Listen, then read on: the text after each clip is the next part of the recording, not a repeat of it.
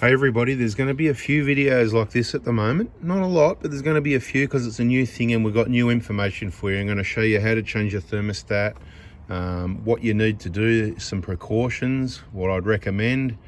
And I'm also going to use this video to show the customer the aftermarket parts and send it to him so he can make a decision whether he wants all new genuine while we're in there, job done, good for another 150k, or trust this for another 120,000 Ks being aftermarket. And it should be right, mate, but I don't know. When it comes to an awesome last of the best Prado, I don't do should be right, mate. So I'll tell you what I think about changing those components by the end of the video. But this is the one from yesterday, if you like, because I've got a few videos running in a row if I drop them in the right order. When I say yesterday, who knows what day it is really, but you know, I don't know what day it is. Do you know what day it is? Anyway, BFE job, not bacon and fried eggs, big front engine job. There's a playlist there if you want more info on it. We're talking about the thermostat here and some of the other components. So firstly, let's have a look at the drive belt that came off because it was changed and it was an aftermarket belt. As you can see, quite a bit of extra components have got to come off to do the thermostat, including the alternator and the tensioner bracket and everything, which you wouldn't normally need to do on the Prado. Now this is the aftermarket belt.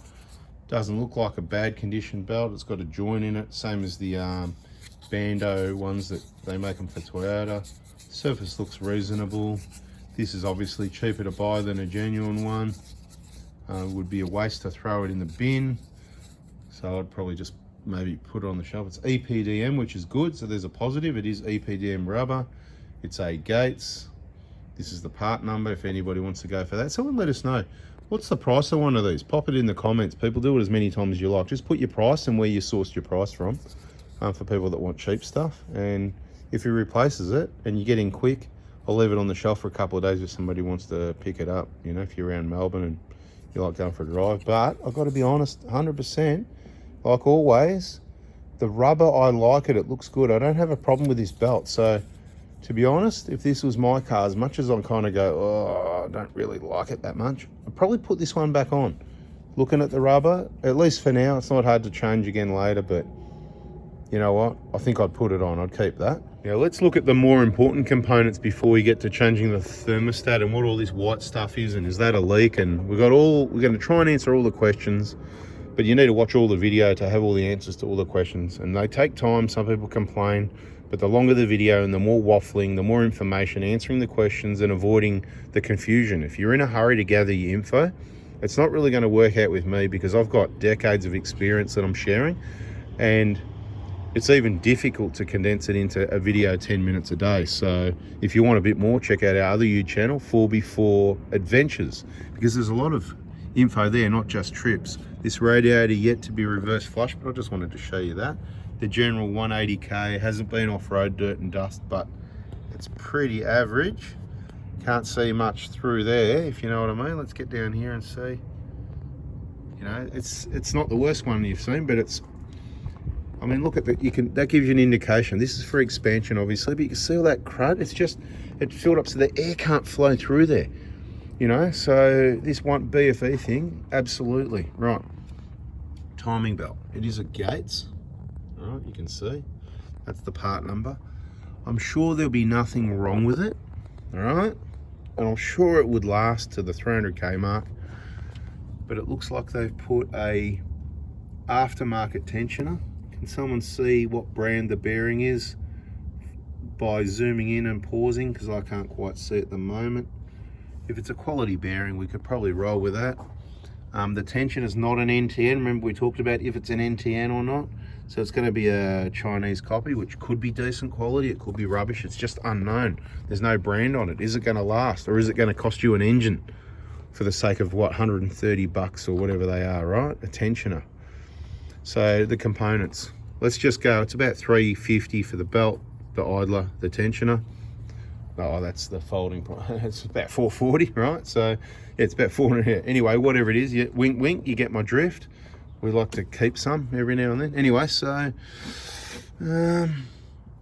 what would I do if this was my car? Because it's all dusty and dirty, so they haven't, whoever's done the job, they don't do it the way we do, right? we do it hospital grade, Prada hospital clean. So we would take all that off. See how it's all dirty behind there? Did you watch the videos from the last couple of days? And in one video you see it's dirty and then you see it's clean. That's because that's how we roll. So for me, my car, I don't like that. I don't like this look. If this was your car, would you just leave it like that and put it back together? No, I'd change it and do it again at 320 because it's on 180. Yeah, I'd just do it again at 300 to keep it on schedule. Like, who cares for 20, 30,000 Ks, right? That's so for me, I can't stand the dust and dirt. I don't like the aftermarket tensioner. The bearing, I can't even see that. Can you grab a light and a mirror and see if you can see what brand is the bearing? It's no brand, it's just got a no name brand code on it. Yeah, so it's got a partner. So it's just a cheapo bearing, which again, it'll probably last the distance. If somebody's got no money for a timing belt and they spin theirs, hey, you can have this one for bloody free. If he changes it, it's up to him. I don't care, whatever. Sell it to you cheap if you want to. We can add. It's got, it's just got that number. It's just got the number, yeah, gotcha. Right, so if this was my car, and you know, now because I'm doing this, I'm just going to do that belt as well. I'm going to keep the belt on the shelf for someone that wants a cheap belt, but everybody that watches the videos is going to go, I don't want that belt, I just want a new genuine one, right? So I'm sort of got to the point of doing the lot because I want to pull all this off, to clean it all up. I'm not even going to touch it at the moment. I haven't got my gloves on. I need my doctor's hands. I'm not touching any of that. So I don't like it that it's dirty. I don't like it that it's aftermarket. The belt I'd probably live with if these parts were, you know, because in kits you can actually get the end-to-end tensioner and better quality tensioners and stuff. So you're better off just the genuine, we just know it. All right, so we're moving on from that now, but it's the customer's call at the end of the day. Let's see which way he goes. With all this work, you know, it's going to be up, so it's going to be over $2,000, you know. So now I guess what we need to get on with now, we've looked at that. You can see why you need to clean the radiator. You can see why we would like to replace that. But you can see why you can keep it if you like. We can put it back together with all that dust and dirt in there and it can stay like that. I mean, they didn't, it looks like they didn't even blow it. Can you do me a favor? Grab the air and just give it a blow. Let's see how much dust comes off. So, I mean, as a minimum, you'd give it a good compressed air blow, but we just give it a wash down because we like it clean. And I'll just stand back a little bit, get in there and, oh! Terrible. Go hit it a bit further down. Look at this dust cloud. Oh, okay, that's enough for now. Now, so you can see it even looks better already, but you can see there where the air went and the clean part. So look, these people that did this job, they're butchers because they won't even clean the bloody area they're working on, and they probably touched all this with their dirty hands. I don't like timing belts that are contaminated. Do you get the drift? Get to know me. This is how I roll. We like it clean. Everybody's different. Everyone's got a different level of cleanliness, right? So for me, if I put aftermarket, I still clean it. Yeah, that's right. Exactly. Clean the hair. I know. And look, we wash it and then we blow it dry, right? So I might blow it and then depends what it comes up like. If it's never been off-road, I might go, yeah, that's good enough. It's very clean, you know? But then, you know, whatever anyway, right? Let's move on. Mate, can you grab the tools and pull this thermostat cover off for me? Is that all right? I'm just going to show people a few tips on changing this thermostat cover and then we'll wrap this one up. Before we do that, I just want to talk about this white stuff. Now, people are going, oh, is there a leak? Could be a leak, could be dripping from that clamp there. Could be leaking from that pipe. See that pipe there where the two nuts hold it down, you know, so under there. It looks a bit like it, doesn't it? But no. You've got to carefully analyse things before you make a decision. Now, can you get a rag or something, or your finger, and just wipe that white stuff there? I want to point out, if that was a leak, it would be down the bottom on the rust area down there. It looks like someone's been spray painting, but someone hasn't been spray painting. Look at that, it all just wipes off like that. So that sort of tells me, and what I've noticed on this vehicle, and someone's probably tried to do the right thing, give it a clean up, but you've got to rinse all your degreaser off properly. Otherwise, so you got all this, yeah, on the head even, it's like corrosive looking, and you get degreaser dripping down and you end up with surfaces like that, and it can get confusing. So make sure when you wash your engine bay down, doesn't mean close range, but you give it a really good rinse off. Sometimes it takes a lot of water to get all that degreaser out of the places it could sit, so make sure you give it a good rinse. All right, I reckon let's just get the bolts are out. Let's just get the hammer and just give it a gentle tap. We'll see if you can grab it with your hand. Let's see if it comes off. Oh, there you go, beautiful. There's where the thermostat's at, and see you need the jiggler at the top. All right, let's grab that thermostat. You don't have to get two hands in there. Okay, try and grab it by hand, but it's probably stuck and you might have to give it a bit of a, that's all right. Don't risk blood. Just get the flat blade here and just push on it at a slight level. Let's see if we can just pop it off. Actually, give it to me, right? Let me have a go, right? Yeah, I can camera and do stuff at the same time. So I'm going to damage the thermostat, but it's damaged already. Hey, is it stuck open? Ah, yeah. So it's not actually stuck open. So what I'm going to do, I'm going to put the flat blade in there like that, and I'm just going to give it a bit of a twist like that. Bloody stuck. I'm trying to hold the camera still. Oh, man, I would have thought that was going to pop off a bit easier than that, but anyway, it'll come. So, yep. It's twisted. See, that seal really wants to stay stuck in there, doesn't it? Anyway, I'll just keep marking. I can't concentrate. I'm trying to hold the camera. I'll pull it out. No. Let's see what a nutter I can be trying to get the thermostat out with one hand. It's actually... So this is a bit of a lesson for everybody that hung around, how stuck they can be. That is crazy. Have you had one like this? Huh? Yeah, all like that. All right, there you go. Well, you're the one that pulls the thermostats out, so there you go. They're all stuck like that. Engine boy is what we're talking about. Engine boy. Well, no, I've pulled them out. No, I don't think they're all stuck like that. Maybe there's something else going on with this one, and that's why it's running cold. See? Yeah. It feels like, because the seal's cracked the seal. Okay, this is an interesting one, everyone. This is quite different to what it normally is, I think. But let's get it out. Make sure we've got all our components with it. And give you a bit of a rundown on what I want you to do, right? Okay, so that's cocked sideways. That's from me though, mucking around, that's my fault. So I bent the hell out of it, whatever, that's why. So you get the picture, we're not gonna waste time. That's definitely stuck open now, it's gonna run cold as anything, right? So can you just, oh, look at that seal. It's actually really good condition. That's a good one, and that's what you want it to look like. If you pull yours off and it's nice and clean like that, that's good news. It means you haven't got much cleaning to do. But what I'm going to just do in this video before we wrap it up is tell you what I would like you to do, because you're going really deep into this job. You've got to get it done right the first time with no leaks. So this is what you need to do. You need to get in here and see that shiny surface here. See that at the back there? That's where the thermostat blocks that heater bypass when it opens all the way. So it stops taking cooling to the heat. You know what I mean anyway. Can you do me a favour and hold that back there for a sec? Thank you. So what I want you to do is check this surface here. See this shiny clean one? That's beautiful, right? So what I want the outside flat area here. I want that clean, so there's a bit of surface rust. So you get your wet and dry paper, 400, 600, 800, whatever you got, I don't care. Just give that a polish up. I want you to give this area here where my finger's running, on the outside there and on the flat there are clean. I don't care about in here. It's got the nice clean coolant, so we don't care about what's happening inside. You can use the coolant and wash it off afterwards. Just get some water and give it a wash off so there's any debris are washed off.